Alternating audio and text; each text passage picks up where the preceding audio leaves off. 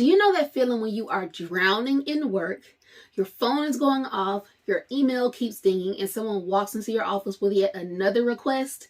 How do you say no to that? Hey, it's Brittany, and I'm back with another video. Today we are talking about ways that you can say no professionally without feeling like you are jeopardizing your career. So whether it is a colleague, whether it is your supervisor, whether it's a member of your team, you can say no in a professional way without making the other person feel like you're not being a team player. I work primarily with HR Department of One professionals because I understand how difficult it can be. As I worked as an HR Department of One for about 5 to 6 years by myself, I understand how difficult it was, how challenging it was. And there were those times where I'll be in the middle of something major that I'm working on. And again, a lot of times you're working on things that people don't necessarily know that you do. But I'll remember being in the middle of something really, really significant and having requests coming at me from every direction. And I had to learn how to better respond to those situations without piling onto myself, which would then impact negatively my own mental health. When you work as an HR Department of One, you are the only HR person in your organization, which means that if anytime anyone has a question, they're going to come to you. Whether it's a benefits issue or a payroll issue or an interpersonal conflict between two coworkers, you're going to be asked to step in because you're the only person who's in that role. But how do you do that? And if that person making the request is your supervisor, again, how do you say no without feeling like you're jeopardizing your own career?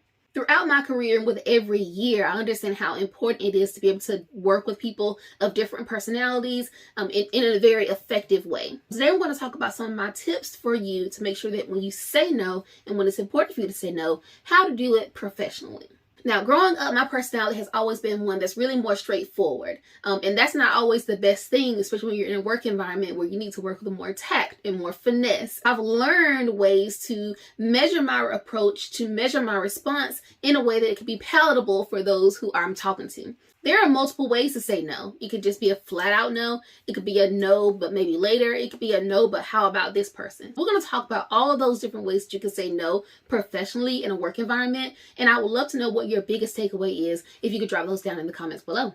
A first tip for making sure that you can say no professionally is to know your own limits. Take inventory on how you feel. And you're going to find this as a recurring theme in a lot of my videos because I feel like the mindset that you take into these situations is super, super critical. You need to know exactly what is on your plate.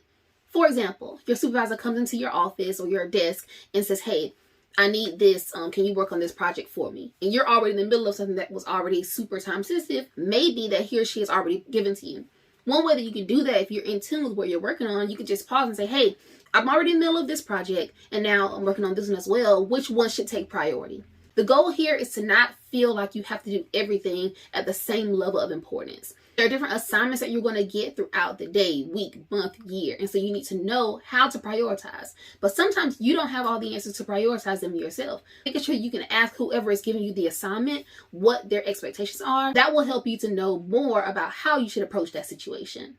My next tip will be to not take it personally. And that means whether you accept the assignment or not, to do it without putting your emotion into it. Stick to the facts, be as objective as possible. So whether you are able to do the assignment or you're not able to do the assignment, let your response be measured in a way where it's just even keel. Don't turn down an assignment with an attitude. Don't turn down an assignment unwillingly. If you're going to do it, do it. But if you're not going to do it, then tell them why, tell them what you're going to do instead and things of that nature. For example, say you are in the middle of a project and it's super time sensitive. You have no other capacity to do anything else. You've already considered all options and you can't do anything else. Don't tell the person that you're not going to do the assignment and then just give them a bad attitude or things of that nature, because that's going to reflect poorly on your own professionalism.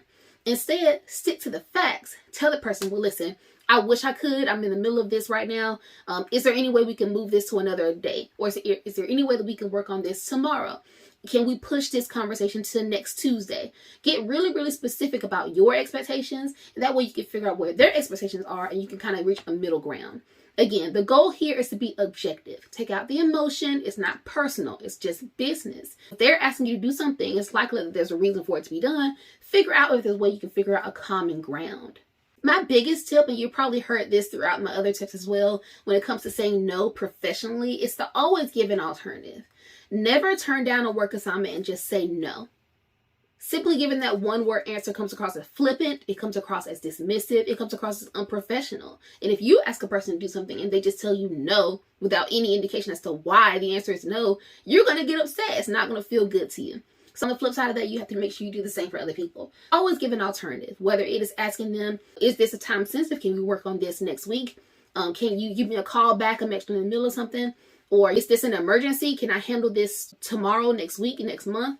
Figure out ways to gauge their expectation. You can measure that with your expectation and reach a middle ground. The goal here is to let people know that you're willing to help, but you've got to make it work for both you and for them.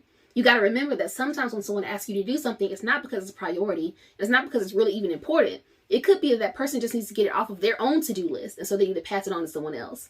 Poor planning on someone else's part does not mean it's an emergency for you. And just because someone asks you to do it does not mean you have to do it right then. You've got to be able to prioritize what is critical, what's important, and also what you can pass on to other people as well.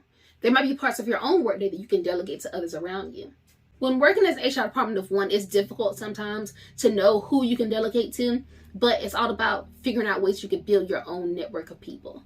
I can go on and on and on about this topic, and if there's any specific question that you have that you want to pick my brain on, or if I can serve you at a higher level, click the link below and book a discovery call with me. I love to work with you and support you. And at Talented Teams Consulting, I work with HR department of one professionals because I have a heart to serve you. I understand how difficult your job is, being the only person in your department, being the only person in your organization who wears the mantle of the HR department is tough.